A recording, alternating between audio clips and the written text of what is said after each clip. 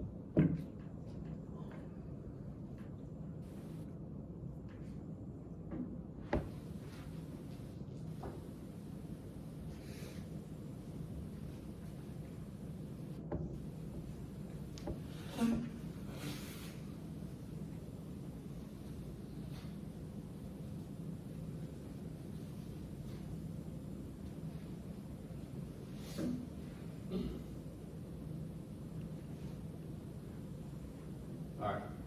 Anybody any more time? Outstanding.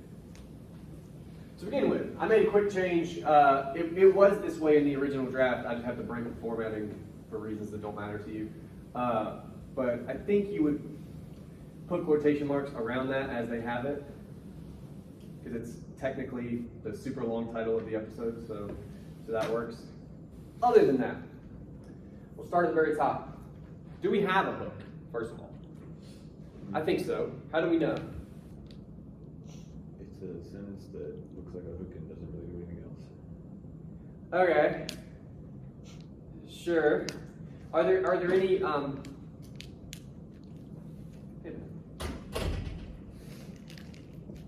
are there any elements of that first sentence that sort of grab our attention in any way, or at the very least attempt to? Would you say? The words Elon Musk. Okay. I know what you're saying, but I mean maybe. They do a thing right after that though. Some guy. They're trying to, a little bit of understatement, and you're also comparing Elon Musk, who I think most of us have at the very least heard of, to fairly, in comparison, some guy named David Packman. You kind of have like a hot kind of moment. Cool. Okay, so that's our hook. It works. I think it's fine. After that, we very quickly get into what? We introduce the text, right? Yep. About that. Now we drop the title of the episode and Rogan himself, who is sort of the author basically. What do we need to do after that? We got one more thing we got to do. Well, before that, we got one more part of the intro to the text. I'm just wondering if we've done it. You need title, author, and what else when you introduce a text? It's going to be a sentence, right? What's in that sentence? A verb. Oh, I'm sorry. That one. Summarize the text. Good. Do we do that? Sure. Kind of. I think we kind of do, right? But I have questions about that. We're going to be thinking about that as we go. Also, a quick note here. I've never heard of anyone carrying a conversation. Let's fix that. But other than that, good. So after that, hopefully, is our roadmap and at some point our thesis. Oftentimes, it's easiest to locate a roadmap by first finding the thesis. So, do we have a thesis first of all? Yeah. Yeah. It's pretty easy to spot. Why? It's the last sentence, and it's pretty consistent. It's pretty, yeah, it's pretty This close. essay will critique. I hate it when people do that, but I know a lot of people teach that style, so I never dock anyone for it. But just know, personally, I think it's kind of goofy. But plenty of you have been taught to do that. Okay, fine. My bigger issue with that, well, I'll say that for a moment. We'll wait till we get to the thesis. The point is, where's our roadmap, given everything we've said? We know where the hook, the intro to the text is located. We know where the thesis starts. That means anything left in the middle is going to be our roadmap. So whereabouts is that? Where does it start?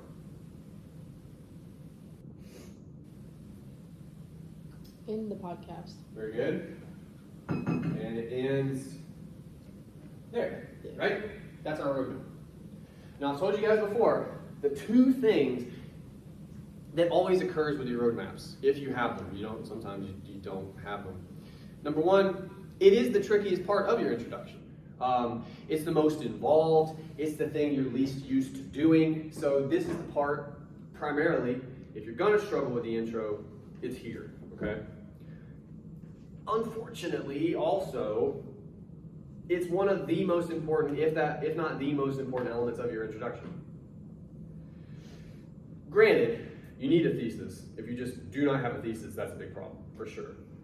But you guys almost always do. At the very least, you have an attempt at a thesis, because you know how to do that. That's what you've been taught, right? Okay.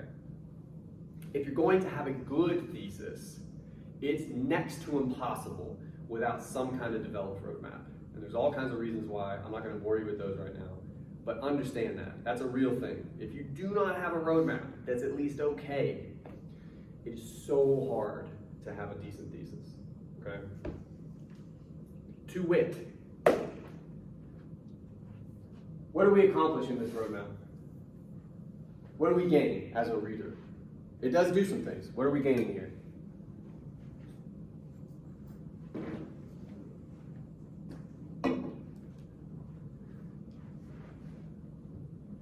That's not a trick question.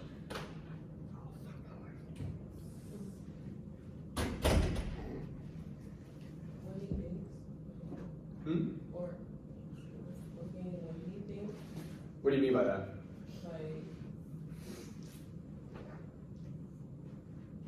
like Well, we'll make it a little more specific. What do we learn about the text? Kind of maybe the format of the podcast and like Yeah, and some like more specific elements. and like the topic thing. Yeah. We have a word to describe the kind of information we have in the roadmap here. It's a super available word. We use it all the time. What kind of information is this? Evidence. I suppose. Another way to consider it, what kind of information is this not? Maybe it should be. Analysis. Good. There's no analysis. There's no critique. Read it real quick if you need to. There's none. That's a problem.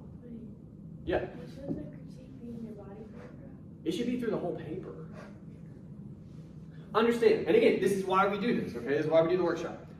For sure it needs to be in your body paragraphs. That would be a monumental issue, okay? But remember what the purpose of a roadmap is. It's meant to introduce me to whatever I'm going to see in the body of your paper. If the whole point of the body of your paper is to critique in like specific ways, we need to be doing some of that in the intro as well. It's not going to be nearly as developed, but it needs to be in there, right? It needs to be represented. And we haven't taken that step yet. right? I think we have specific evidence. It for sure sounds like these are things we're concerned with, but we don't know why. We don't know to what effect, right? It sounds a bit just like more summary. It does. And see, the issue becomes, honestly, that highlighted section and the intro to the text kind of just blend together. It kind of just seems like a really long intro to the text into a thesis. So you could argue we kind of have no roadmap, which is a big deal. Okay, so what the hell do we do about this? Well, we have some options. I mean, what we could do, first I'm going to break this up so we can see it a little bit better. And it was a PDF, which is why it's going to be goofy, but this part is more or less okay, right? The thesis we'll talk about in conjunction with the roadmap, but this is our problem area. Reading over the roadmap really quickly, do we have any specific sort of pieces of the text it seems like we're focused on that we could highlight a little bit better?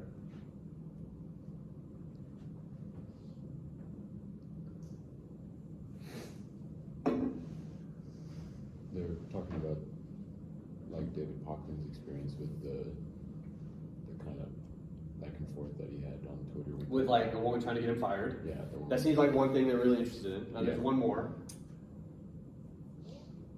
Like people's experience on social media in general, maybe. Ah, see, that's too vague. Fuck that. What's a specific thing they bring up? Oh, they talk about like political influence. Two political figures, whatever that means. I think I know what it means, but I think we could also be more specific. So they have two specific elements they're interested in, potentially. Okay, don't put those in one sentence, first of all. At least one sentence each for those things, right? That's going to give us a little more room to hopefully critique them. Great. When it comes to the thesis, read through that really quickly. Is there anything specifically sort of brought up in that thesis that maybe we haven't talked about before? Like, what I mean is we haven't talked about before we get to the thesis in the paper. Yeah. Like, We haven't brought, that's totally out of left field. And I've told you guys this before, there should be no surprises in your paper.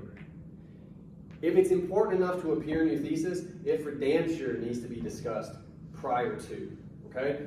And that's really specific and probably really interesting. I want to hear your thoughts about it, whatever they are, but give them to me. So that absolutely needs to appear in our roadmap. How Rogan and Packman dress, how they speak, okay? And other elements of the podcast. And I just kind of take a knee internally. I'm like, other elements? Why, what? There's so many. There's so many. Pick one. Just pick one. Great. So let's do some of that. We're gonna kind of just, to borrow their verb, meander through this a bit. But if we use that thesis as a bit of a menu, let's start with their mode of dress. And we sort of did this in class at one point, I remember. How would you describe, like let's just get a mental image here. How would you describe the way Joe Rogan dresses in this episode? Casual. For sure. Like a hat and like a t-shirt. Looks like somebody picked up a dude off the street and put him in a podcast, right? Okay, but casual is a pretty good descriptor.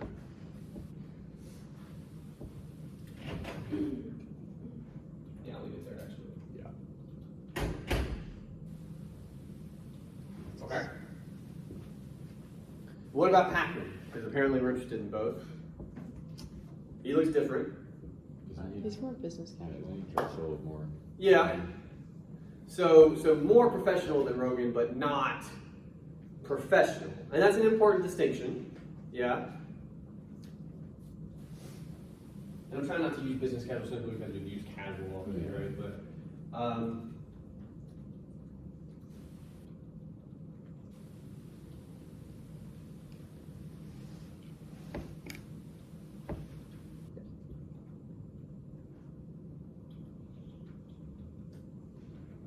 okay. What about it? It seems like to me, and I don't know this is part of what I'm getting at. It's so kind of vague in their thesis.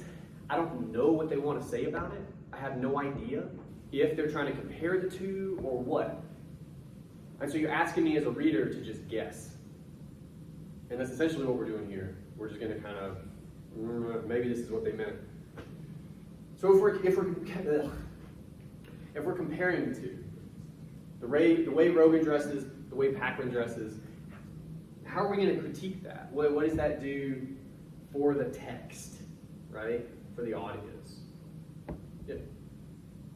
I just thought of this, but I feel like it was more of a visual reminder that this is like Joe's like home field. Like Pachman's like coming into this space. Oh, he's wearing a visitor's uniform. Right, because it's like, you know, it's Joe's studio. It's all of Joe's staff that are pulling up all the images that they reference or whatever. Well, and it very much looks like his space. Yeah, right? exactly. Yeah. And he's like super like casual, laid back. He knows how like Yeah. it works and stuff, and then he has to come in here and have this kind of Okay. relatively expensive conversation with him about it. Yeah. Whatever. So. Well, and they have, and we might get into this later in our roadmap, with very different tones, in many ways different perspectives. But what we're kind of saying here is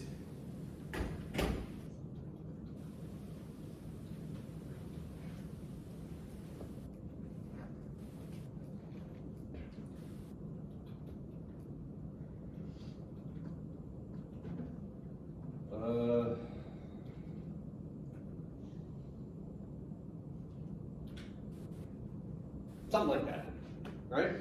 Okay. On some level, this could be enough when it comes to a critique. We kind of implied a critique here. We haven't stated it plainly, which is my way of saying we could go further, but I'm kind of curious. I'm telling you we're implying a critique here. What do you think that critique is about the way that they're dressed? Are we saying it's a good thing, it's a bad thing? What do you guys think?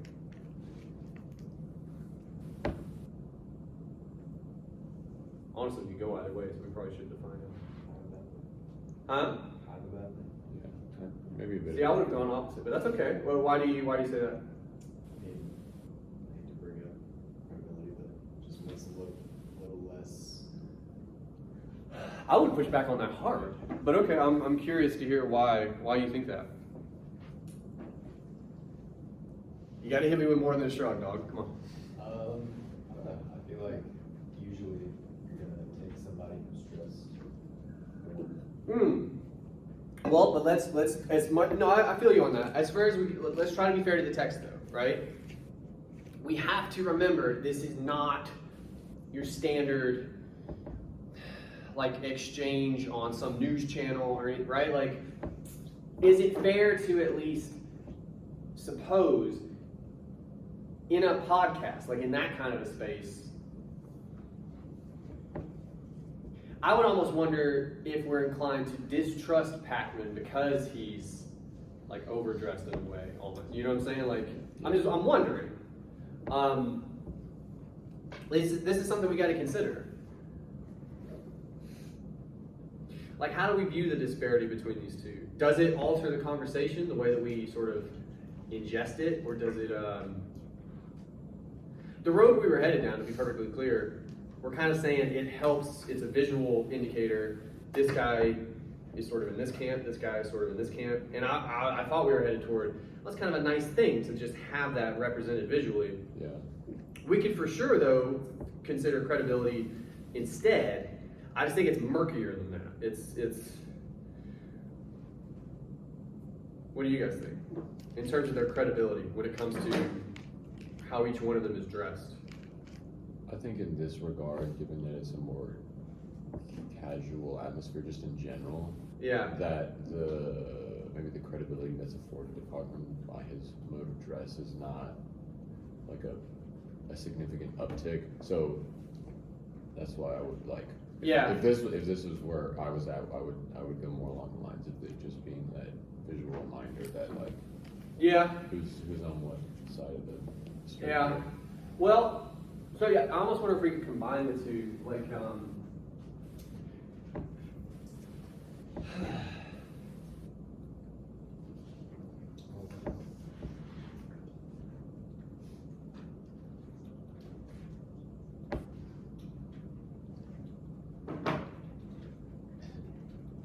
matches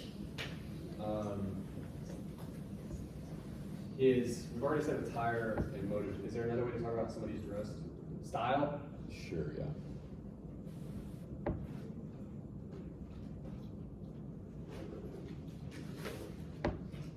T-shirt.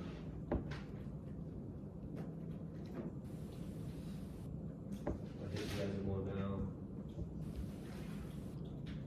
Yeah, there's a four-letter word. Lackadaisical. Oh, let's just do it. Yikes. My dyslexia can't handle that. That's Latin. If you've ever heard about somebody's MO, that's a shorthand for modus operandi. Just means how you operate. Your operational mode. Yeah. Off the mode. Anyway, great. What's the second thing we're trying to talk about? That's plenty about how they're dressed, right? What was the second thing? How they speak? What's the deal with that? How do they speak? These two guys.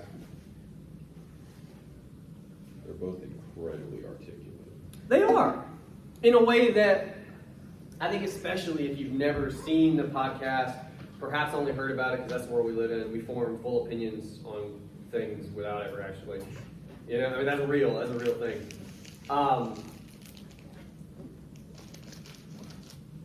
Well, I'll say this. Why is that noteworthy? Why is that worth pointing out? Given what these guys look like. That's what we were just talking about. Like in Pac-Man's case, is it worth pointing out that he's articulate almost? Yeah. Yeah, but what? Well, okay, go ahead. Say something else about it. Because again, going back to him being kind of a little bit maybe out of his element. Like, I don't know. I mean, I'm sure he's used to having discussions like this, but Yeah. Well, he has a show that he Yeah. has to do. Yeah. but for both of them to be able to speak at such a high level for so long, kind of Yeah. off the cuff effectively. Yeah. Like Yeah. if you sit down and think about it, like a podcast is really just two people having a conversation. Yeah. But And sometimes they're awful as a result. yeah, and a lot of them are awful as a result. And Yeah. so for this one to stay so objective and analytical, and there's no moment where you're like, oh, these guys are morons or whatever. Yeah. Okay. Well, I mean, what I was kind of trying to drive at is, given what we were just saying about how they're dressed, you would almost expect that to a degree from Pac-Man. Yeah. Because he looks the part. But again, in Rogan's case, it could be surprising to someone if they're not familiar with the show, because he says it all the time, he looks like a cage fighter. Like, he just really, it doesn't seem, okay, cool. So, oh,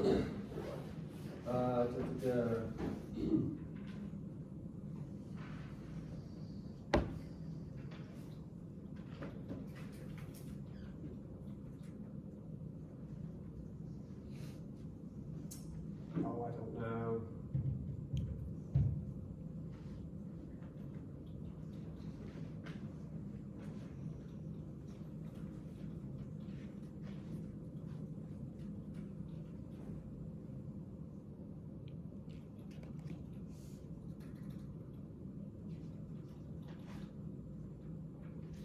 Let's say, because you're basically describing how thoughtful they are with the. I think there's one other element, and we talked about this, but it's been a little while. There's one other element when it comes to the tone of their conversation that I think we should highlight.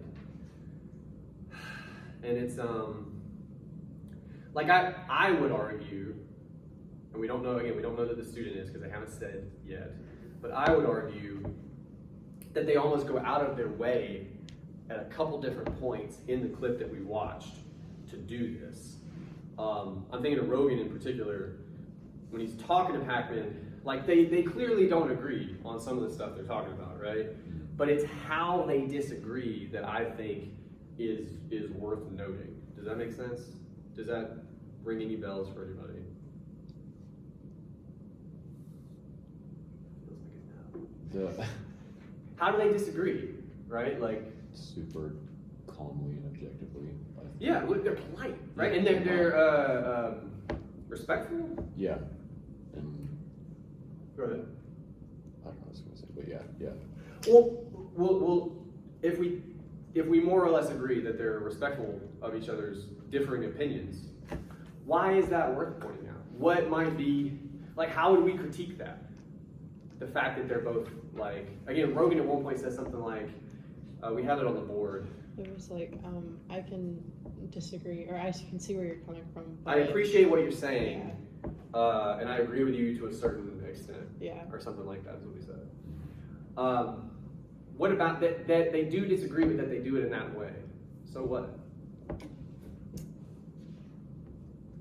Is it a good thing or a bad thing? Keep it real simple to begin with. It's good. Okay. Why? Why is it a good thing that these guys can disagree so respectfully that they can? I mean, There's no violence. What's up? There's no violence.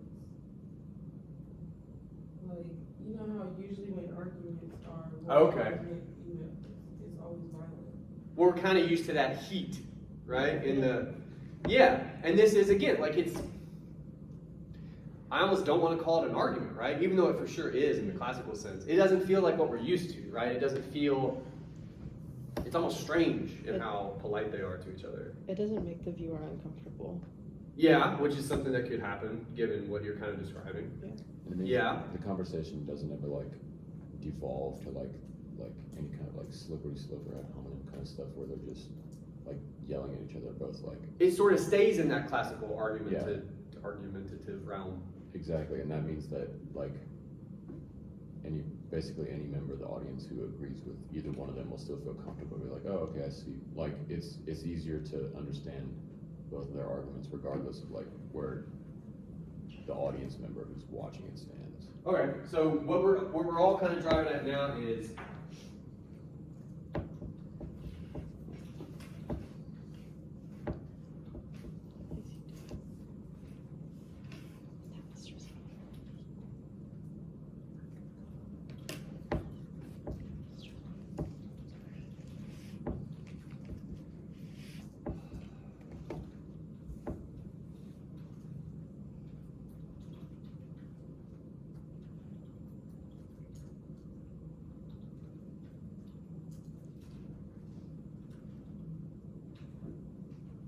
I'm in a weird mood today. I just want to hit you guys with weird words.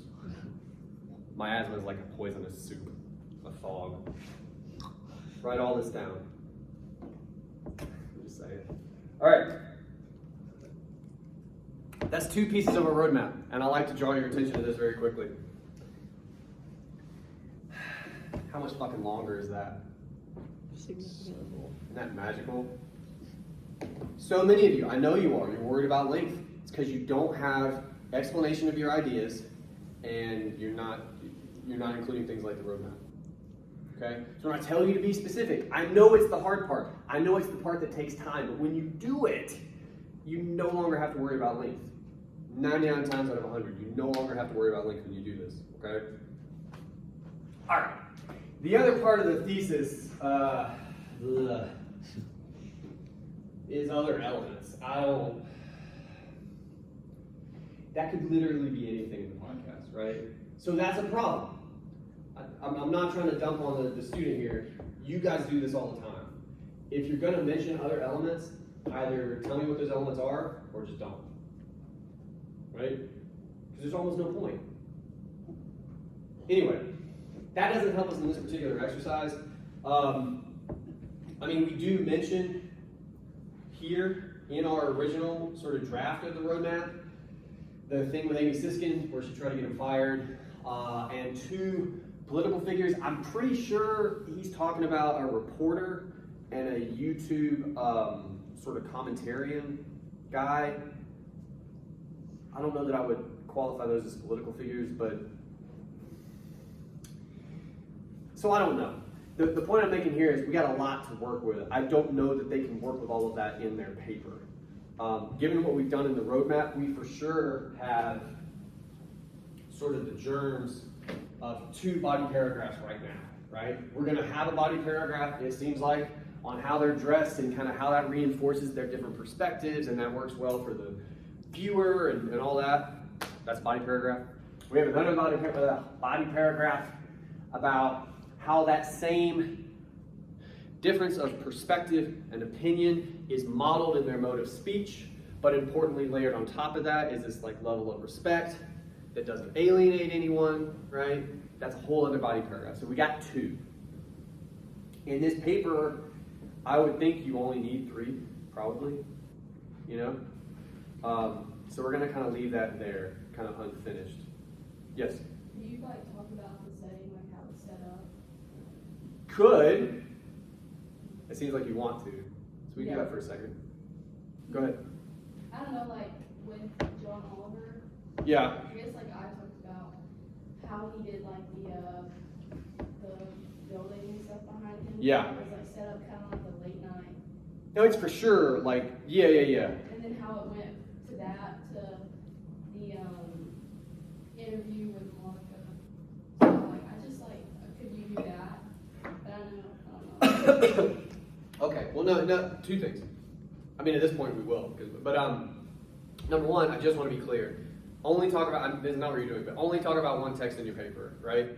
So if like you're right about Oliver, do not mention Joe Rogan, and vice versa. Because sometimes people do that, please don't be that guy, okay? Number 2, yeah, we can talk about the setting briefly. How would you describe the setting in the Rogan podcast? You don't even have to be specific yet, but like generally, how would you describe whatever that is? What words come to mind? More industrial. Yeah, that's a pretty good one. Industrial. Yeah. Okay. I like that. Like a basement, kind of, almost, right? There's a lot of shit on the table. I don't know if you notice that when you watch it.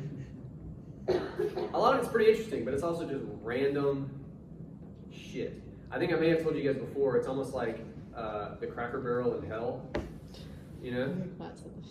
When you walk through the right and they're like, oh, it's a gift shop, the same deal, but just, he's got like a giant wasp and shit, it's weird. Shit. Okay. And the walls have some interesting things on them, you know, but they're also, I mean, industrial's pretty good. It reminds me of my elementary school, which was built in the 50s. A lot of bare painted concrete type of, you know. Dungeony, yeah, pretty good. What about that? So look, on the one hand, it's very clearly not the setting that we have in Oliver, but it also shouldn't be, because they're very different kinds of texts, very different kinds of shows, right? But thinking of the kind of show this is, you know, what does that setting offer? Like, what does that setting do, given the way that we're kind of describing it?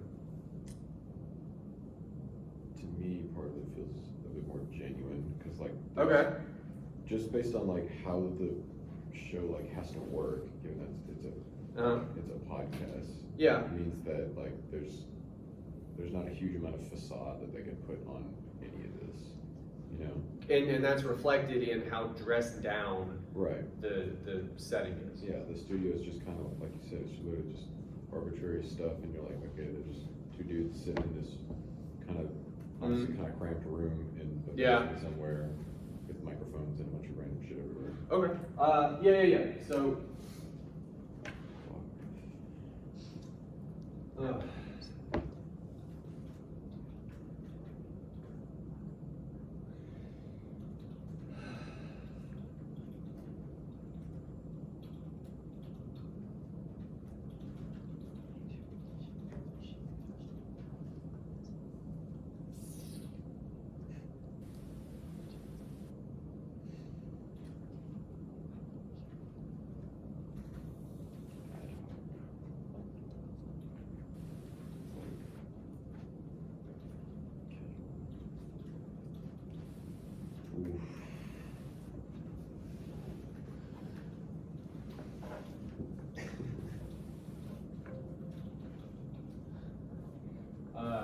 We already said reflect.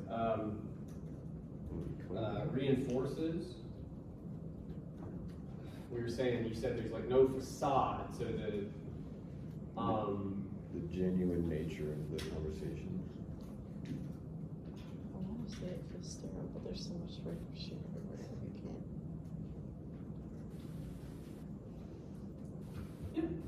plenty good enough. Now we have 3 paragraphs.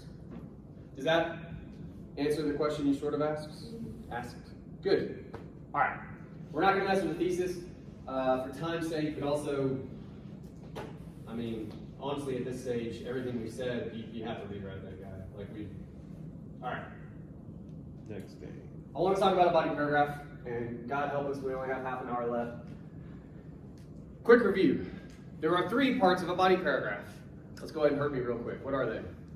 Intro, The topic body, sentence. yeah, the topic sentence. Topic sentence. You were very close to hurting me. What's the topic sentence supposed to do? It's like the weird backwards thesis of a body paragraph. It's a thesis of a body paragraph. I get it backwards because it comes first rather than at the end. Good. But it should be the main idea of that paragraph, whatever it is, right?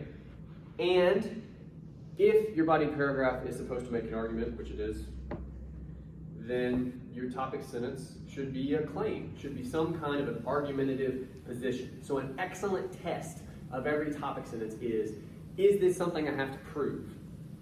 If it's not, it's probably summary or an observation. So you got something to fix, okay? That's our topic sentence. Second part of the body paragraph. Maybe the holes. Evidence, specific textual evidence, and in the case of all of our texts, it could be a quotation, it could be visual, it could be like talking about the tone as we did in the intro, any of this stuff. Good. Third part. Analysis. This is where you use the evidence to prove some kind of an argument, in this case, a critique. Right? All right. Take a minute, read over this, see how they did.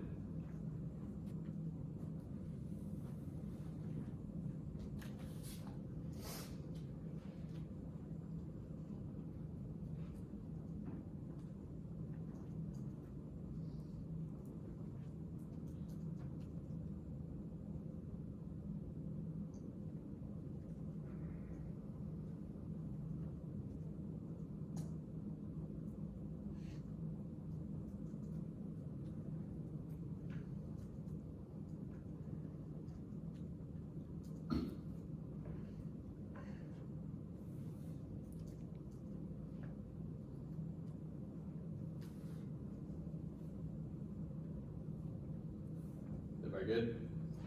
Some of you are hanging on by a fucking thread. All right.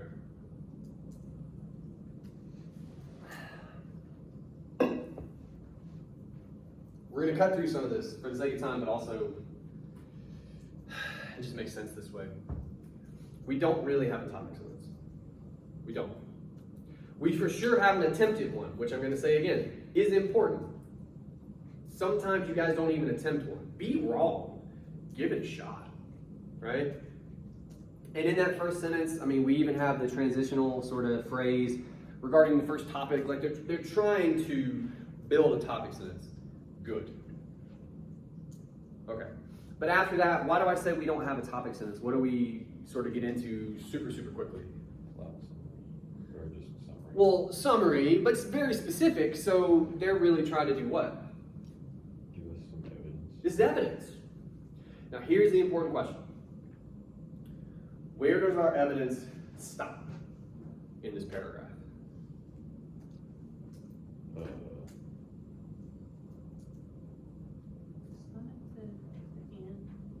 Say what now? It's for sure toward the end. Can you pinpoint it for us? There is a moment. It's like right before the last sentence. Yeah. The last sentence is like kind of not evidencing us. Well, they're getting to some analysis, and they've sprinkled that in a couple spots. They're interested in this idea of viewers being engaged. Okay, but that's kind of it. This paragraph is like 85% evidence, which is a problem, obviously.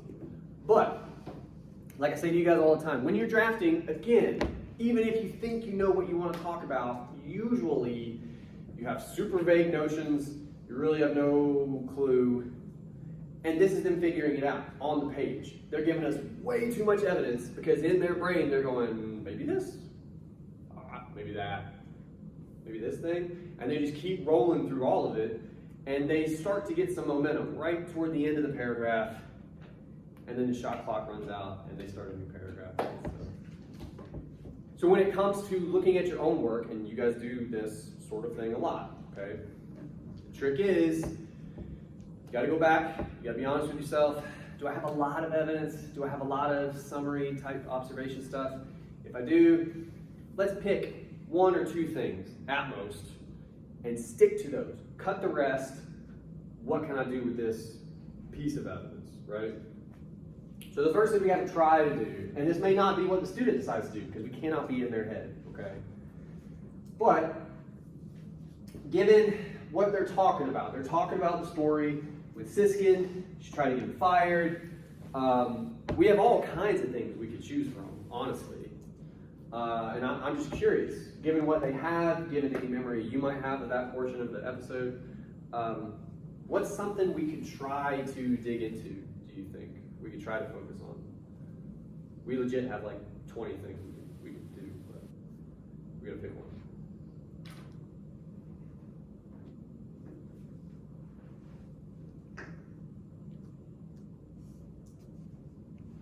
It seems like they don't really talk about it too much about like the actual conversation regarding what happened between him and this gal on Twitter. They seem to be focused a little bit on this kind of picture-in-picture thing they have going on with the tweet pulling up so that the audience can read it correctly. Yeah. Okay. So one thing we got to remember, and it seems like they may have forgotten a little bit, you got to remember anybody reading your paper is familiar with the text. So I need context, but I don't need the play-by-play. And that's kind of the cardinal sin we commit here. But if we are interested in that, and I think we are, they do it here, I guess, right? That's kind of it right there. Yeah, we'll cut that, because we might come back to it, but. All right, so this is our sort of versioning analysis. Maybe that's our evidence. And we need some context.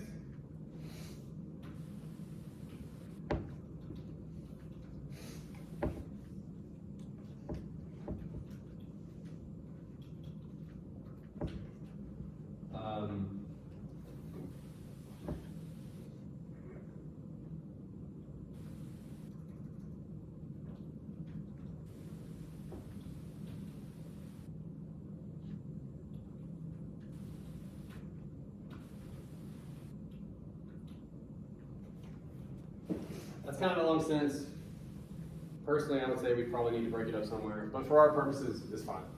All right, so that's our evidence. That's all the context we needed. Everything they were kind of spinning around trying to figure out. What is he talking about specifically? I've watched the episode. So you bring up that woman's name, it's pretty important. She tried to get the dude fired. I remember that.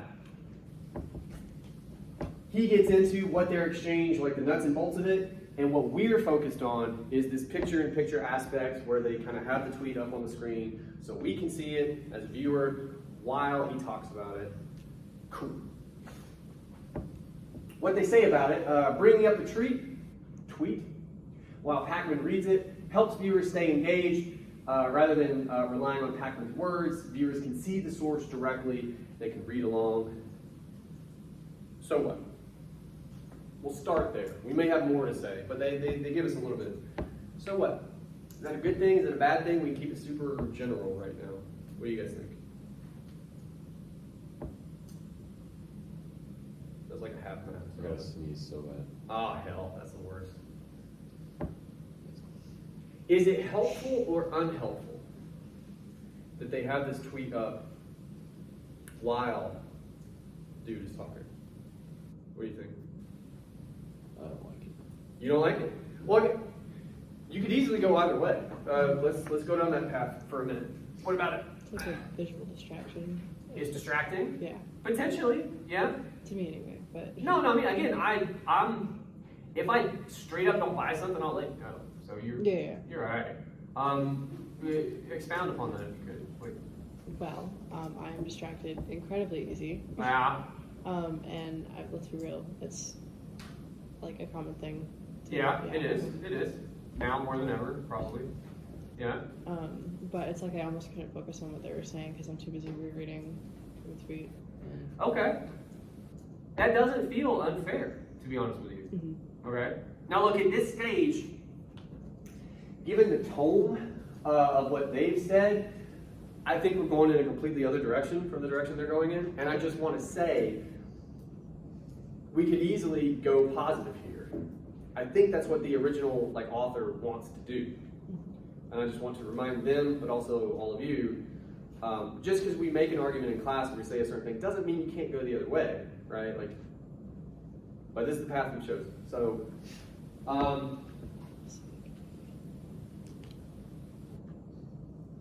we could even kind of pull a switcheroo here. However,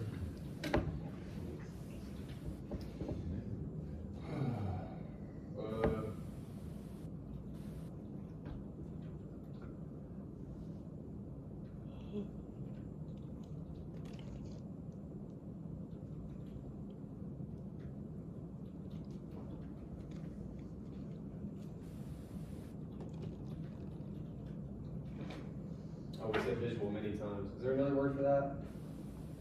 For visual? I don't know that there is actually. Pictographic. Oh. Google it.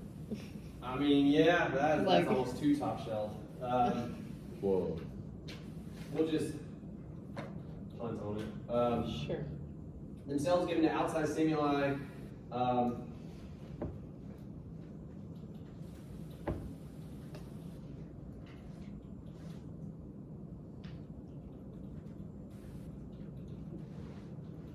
I'm sort of forcing us to say it again in different words. What are we saying the problem is? If we're giving a negative critique now.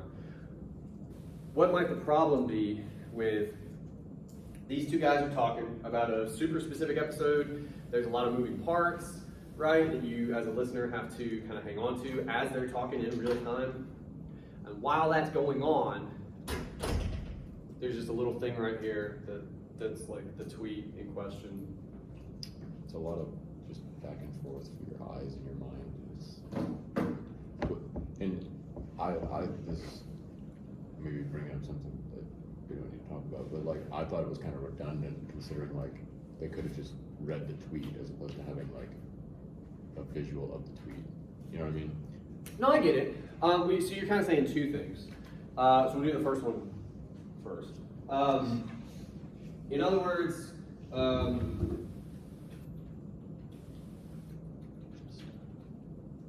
it's just a lot. It's a lot. Yeah.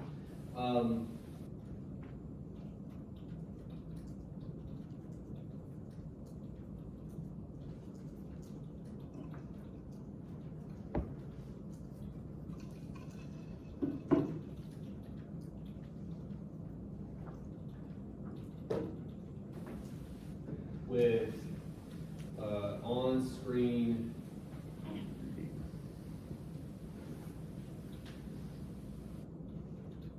moreover, you're saying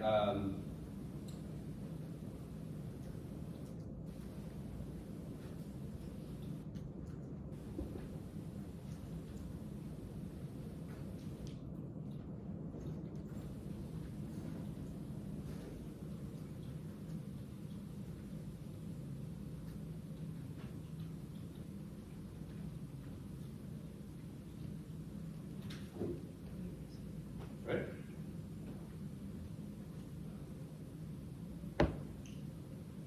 What's wrong with inclusions? Oh, it should be plural. That was me just accidentally hitting an S. But yeah, that's great. We're kind of burying these guys for bringing up the tweet. Putting one image on the screen. Yeah. Well, again, we're just being really specific.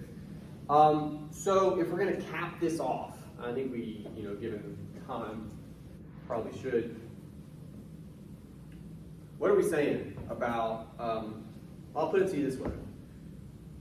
This could be the hard part, but this is like a next level kind of thing that we haven't talked much about yet. How would you describe the phenomenon we're talking about? Okay? What I mean by that is, specifically, We're talking about a tweet on a screen, right? Okay. We've said that about 5 times to this point in the paragraph. We should probably try to not. So what you can do in those moments is think, and there almost always is, think about a way to describe the kind of thing we're talking about, if that makes sense. I'll give you guys an example. So, in my teaching style, I will often tell you guys things that are maybe borderline things I shouldn't tell you, right? About sort of class mechanisms or my personal life. How you would describe that phenomenon, they are super transparent episodes, right? Like you're talking about almost the genre of the thing we're looking at, if that makes sense. So in this case, tweets on a screen, right? Sort of, what is that here? Like, why are they doing it? What are they trying to do? I think they have good reasons for trying to do it. What are they after with that? It'd be almost like as I spoke, occasionally, I just had like a little robot following me around with a screen that would like have like bullet points of what I said. What is that? Oh God. It's redundant. Well, yeah, but you're describing sort of how we would read the effects of it, right? What I'm like, what is the thing? What are we looking at? It's like supplemental visual information. Okay, that's a start. It's for sure supplemental. What kind of information is it in regards to the conversation these guys are having? Is it important information? To be fair? Yeah. I think so. It's not irrelevant. And we never said that. We said it's redundant. Those are different things. But it's relevant information. But I think part of our issue arises when we consider the fact that it's supplemental, right? What is this visual representation of the thing these guys are talking about?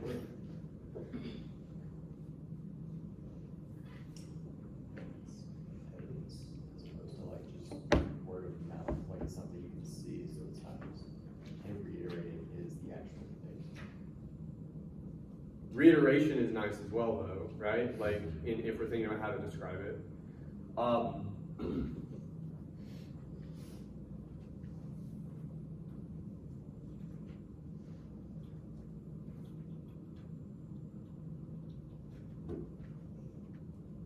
That's good enough. Notice how fucking fancy that sounds, too. All you're saying is they have a tweet on the screen. It's a visual reiteration. You'd almost like take a bow at that point in your paper, right? Legit, whoever you have after this, because you will have other classes, you say some shit like that, your professor's mind will melt out their ears. It'll just.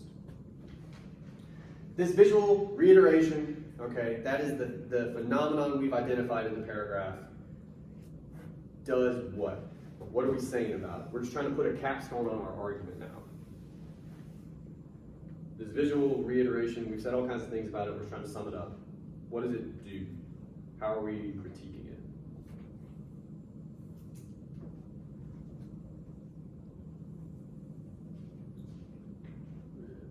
Maybe it overemphasizes information already present in the conversation.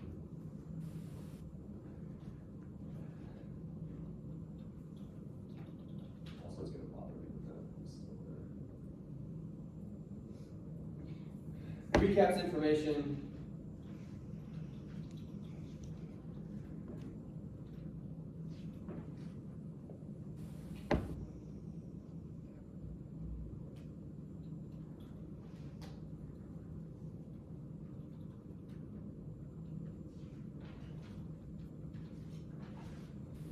Not gonna.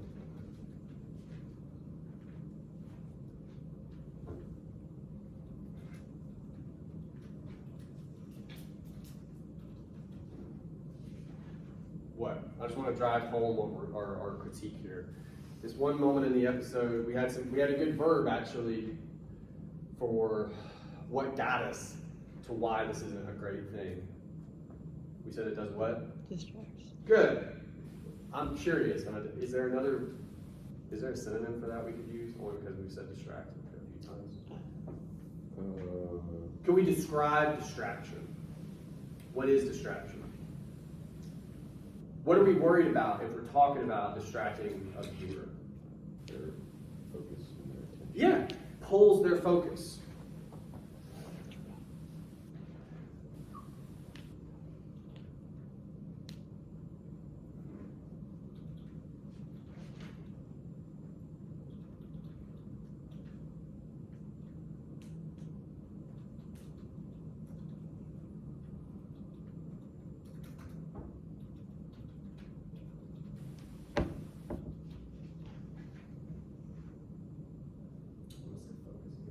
Instead, this one line is pulls focus from where it should be on the conversation in progress. That's good enough.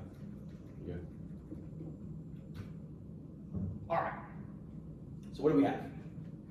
We have our evidence up top with very specific context that I do think we were trying. I think that's a big part of the reason we were spinning our wheels those first couple sentences. We couldn't sort out what information we needed and what information we could do without. Just say it very quickly. If you give me specific details, that's a good help. Is running with Amy Siskind, recounts their exchange, and then we just tacked on what they said, right? About bringing up the tweet, right? They seem to, and their analysis was brief, but they seem to want to go down a more positive path than we went down. But we could even do that, right? On the one hand, it could help, you know. I don't speak for everyone in my paper, so like I can see we're almost playing devil's advocate here, playing opposing arguments here, right? You bring up an argument that's counter to yours very quickly, but then you very quickly veer. However, and then everything we said about how it's distracting, pulls the focus, which sounds pretty bad, right? Like you want to be focused on things you should be focused on. Cool. And then we cap it off right here. We sum everything up in those last two sentences. We got one more thing we got to do. What is it? We have our evidence and analysis. What do we need? Oh God. Yeah. All right. Now the good and bad news is that that's essentially what we did here, right? That's basically what that is. So it's cool that we have it, but the bad news is we got to try to do it again.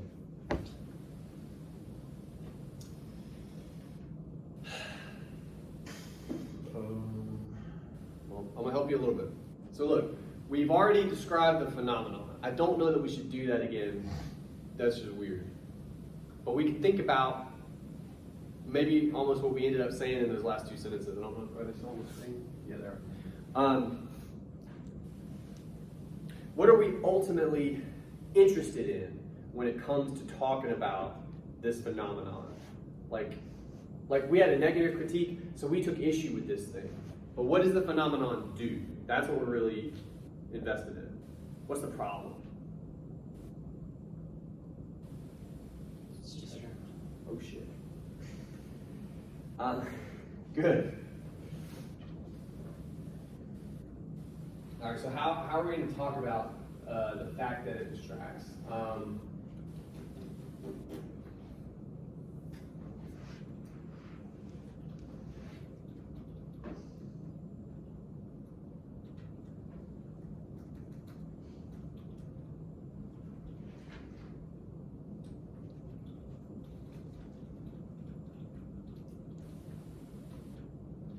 Does Google have you say to me, is that why you guys are doing that? Ugh. Don't do that. Don't ever do that. Do what? Talk about yourself in the paper. Google just tried to make me. I was like, ugh. Amid a stirring conversation, we're kind of, again, playing to, I don't think this whole thing is shit. We're saying this one idea, this one element. One distracting element. There's our critique right there. We just said the conversation's fine. But this one thing is distracting. And we got to kind of describe it again. Is what? One distracting element that stands out is, we just got to say it one last time. How do we do it?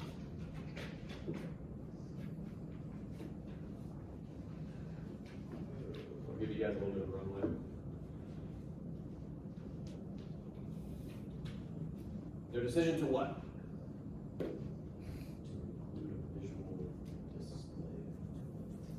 To display, you're getting in trouble with verbs. Include and display is also a verb. You're using it as a noun. We're getting in the weeds here. But you could just cut out the first verb.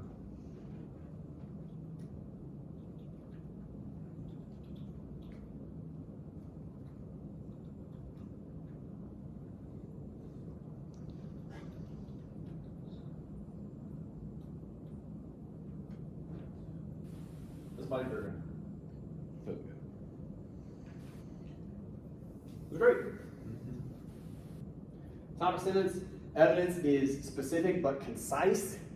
And all the analysis, I know I say this all the time, and I'm not actually sorry about it. All the analysis we got is because we cut that evidence out. You cannot work with all that evidence. I don't know that you believe me, so that's why I say it so much. It's too much. Your brain freaks out and flails, okay? So pick something.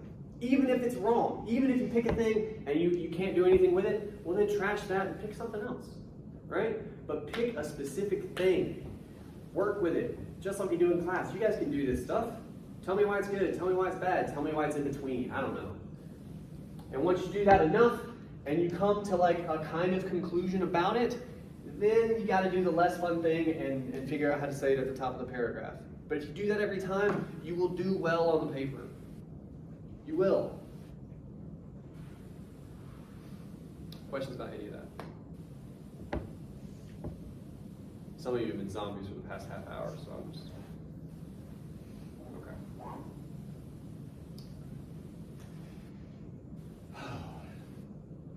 What I wanted to do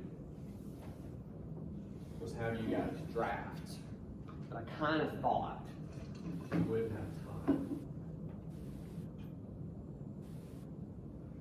So, what I'm going to do instead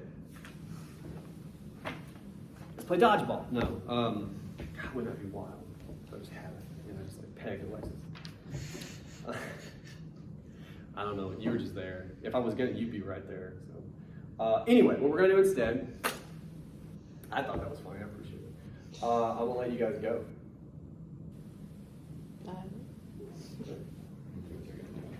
Next time, rough draft, turnitin.com. Some people have struggled with that. Turnitin.com, it's a thing. If you haven't, yeah, make that dream happen. Do Wednesday. Yeah, Okay. yeah.